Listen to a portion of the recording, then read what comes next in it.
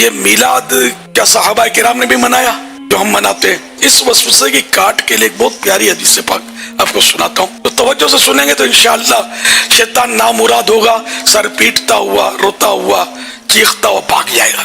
حضرت سیدنا امیر معاویہ رضی اللہ عنہ فرماتے ہیں کہ حضور اکرم صلی اللہ علیہ وسلم صحابہ کرام علیہ رضوان کی ایک محفل میں تشریف لائے تو ارشاد فرمایا تمہیں کس چیز نے یہاں بٹھایا ہے؟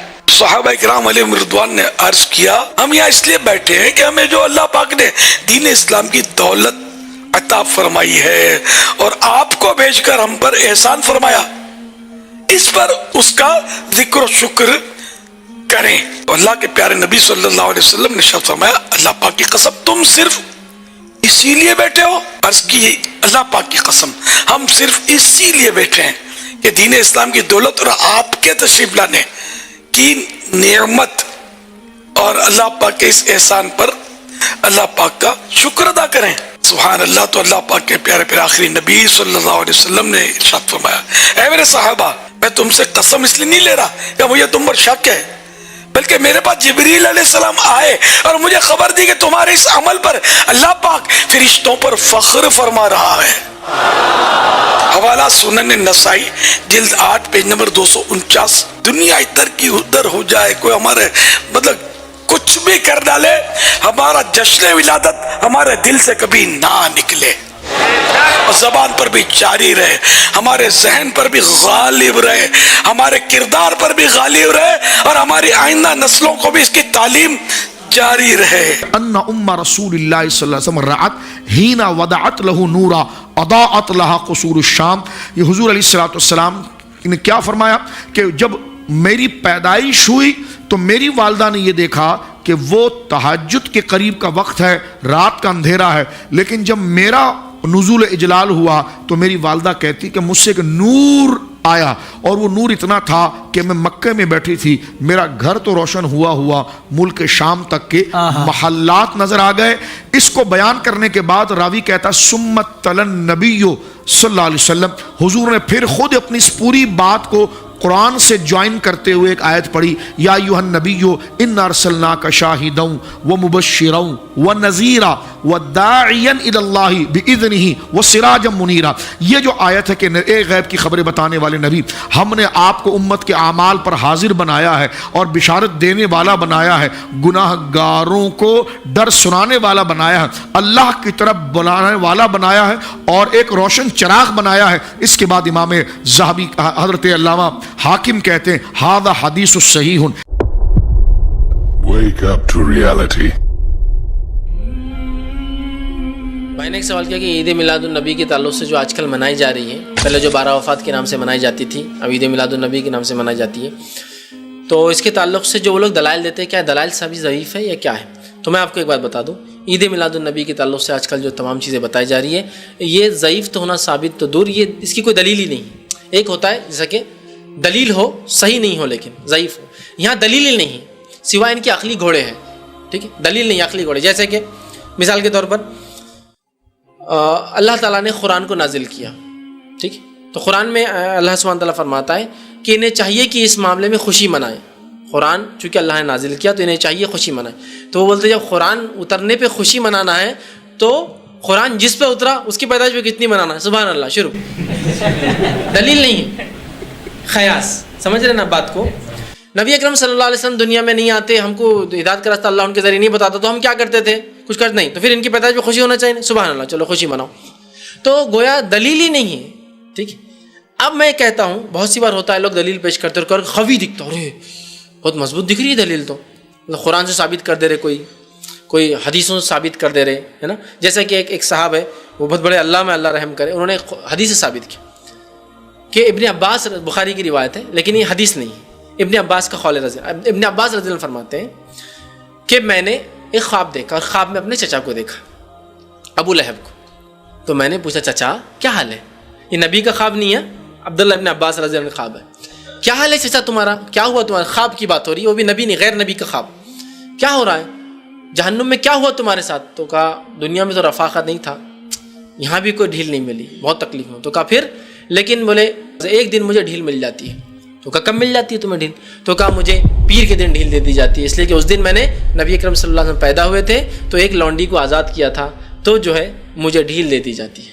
ٹھیک ہے، تو آپ دیکھیے یہ علامہ کیا بول رہے ہیں. جب ابو لہب کو جہنم میں نبی کی پیدائش پہ لونڈی آزاد کرنے پہ ڈھیل مل سکتی ہے، تو عید میلاد النبی منانے والوں کو تو جہنم حرام ہی ہو جائیں گے. سبحان اللہ، سب نعرے لگانا شروع. تو یہ سنت نبوی ہے یا سنت لہبی ہے؟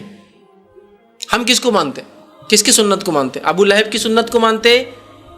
اور کیا ہم بھی چاہتے کہ پیر کے دن ہم کو ڈھیل مل جانا، خالی 12 ربیع الاول کے دن اللہ تعالیٰ دیتا جہنم سے آزاد، اور باقی 354 دن خوب پھٹ کے پڑے جہنم کے؟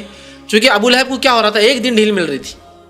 کیا بول رہا ہوں خواب میں ابو لہب عبداللہ ابن عباس کو، نبی کا خواب نہیں، غیر نبی کا خواب، کیا بول رہا ہے کہ مجھے رفاقہ نہیں ملا ایک دن چھوڑ کر، اس لیے کہ میں نے اپنی ایک لونڈی صوبیہ کو آپ کی پیدائش پر آزاد کیا تھا، لہٰذا اس دن ڈھیل ملی. تو کیا ہم بھی چاہتے ہیں ابو لہب کے ساتھ ایک دن ڈھیل ملنا ہم کو؟ تو یہ مختلف چیزیں لوگ پتہ نہیں کہاں سے لا لیتے میرے بھائی، اس کی کوئی حقیقت نہیں ہے. اگر کوئی کہے تو میں کہتا ہوں صحابہ کی زندگی کٹر کا کام کرتی. یہ بدعتیں جو لاتے نا، صحابہ کو دیکھ.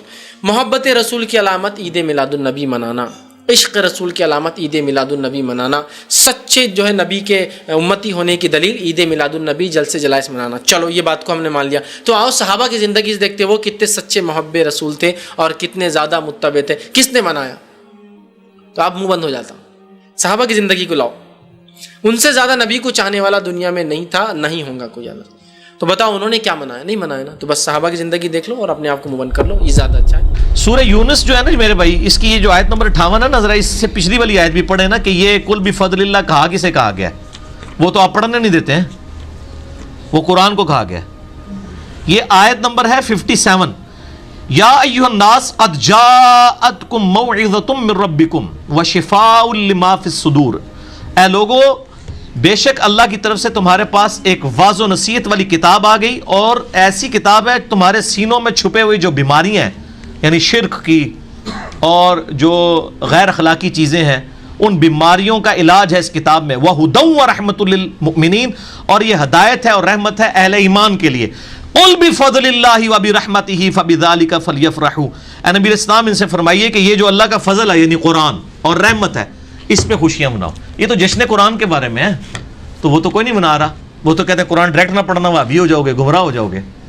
لیکن دلیل تو اسی سے لیتے ہیں نا، دلیل اس سے لیتے ہیں نا. تو جو اصل چیز ہے پہلے وہ تو لینا، تو اس کو بھی اجتہاداً لے لیں، ہمیں کوئی حرج نہیں ہے. وہ ٹھیک ہے، آپ نے جو سورہ ال عمران کی آیت نمبر 164 ہے، لقد من اللہ علی المؤمنین اذ بعث فیہم رسولا، بے شک اللہ کا احسان ہے کہ مومنین میں جو ہے وہ ایک رسول کو مبعوث کیا انہی میں سے جو ان پہ اللہ کی آیات تلاوت کرتے ہیں، ان کا تزکیہ کرتے ہیں. اللہ کا احسان ہے. اور جو سورہ انبیاء کی 107 وما ارسلناک الا رحمۃ للعالمین، اور ہم نے آپ کو رحمت بنا کر بھیجا ہے تمام جہان والوں کے لیے. تو آپ رحمت بھی ہیں، اللہ کا احسان بھی ہیں. یہ اجتہاداً ضرور لیں، لیکن اصل چیز جو قرآن میں ڈائریکٹلی آئی تھی وہ قرآن کے بارے میں تھی. قل بفضل اللہ وبرحمتہ فبذلک فلیفرحوا. اور ہمارے نبی علیہ السلام نے دونوں چیزوں کو ایک جگہ جمع کر دیا ہے. صحیح مسلم میں حدیث ہے انٹرنیشنل نمبر کے مطابق 2750. آپ پیر کا روزہ رکھتے تھے، پوچھا گیا کیوں رکھتے ہیں ہر منڈے کا روزہ؟ فرمایا فیہ ولدت وفیہ انزل علی، اس دن میں پیدا ہوا اور اس دن مجھ پر پہلی وحی نازل ہوئی. میں اس کی خوشی میں جشن میلاد بھی مناتا ہوں اور جشن قرآن بھی مناتا ہوں. تو یہ دونوں جشن منائے نا. قرآن تو پڑھنے نہیں دیتے، کہتے قرآن ترجمے سے نہ پڑھنا گمراہ ہو جاؤ گے. دشمنی کی ہوئی ہے نا. میرا مسئلہ نمبر 1 ہے یہی ہے، امام الانبیاء کی دعوت قرآن صلی اللہ علیہ وآلہ وسلم. وَأُوحِيَ إِلَيَّ هَذَا الْقُرْآنُ لِأُنذِرَكُمْ بِهِ وَمَنْ بَلَغَ. اے نبی اسلام فرما دیجئے قرآن مجھے اس لیے وحی کیا گیا، اس سے میں آپ کو بھی تبلیغ کر دوں، اور جس تک یہ کتاب پہنچ جائے وہ اسی سے تبلیغ کرے. مولویوں کی لکھی ہوئی کتابوں سے نہیں، اللہ کی نازل کرتا کتاب سے. تو منائیں جی، بالکل پیر کا روزہ رکھیں، 52 دفعہ آپ میلاد منائیں جی سال میں، اور 52 دفعہ جشن قرآن منائیں، اور قرآن پہ عمل بھی کریں اور نبی علیہ السلام کی سیرت پہ عمل بھی کریں. دونوں چیزیں پیرلل میں لے کے چلیں. ٹھیک ہو گیا؟ میلاد کا طریقہ بنانے میں یہی جو آپ نے بتا دیا. جی جی یہی طریقہ ہے. خدا جس نے کی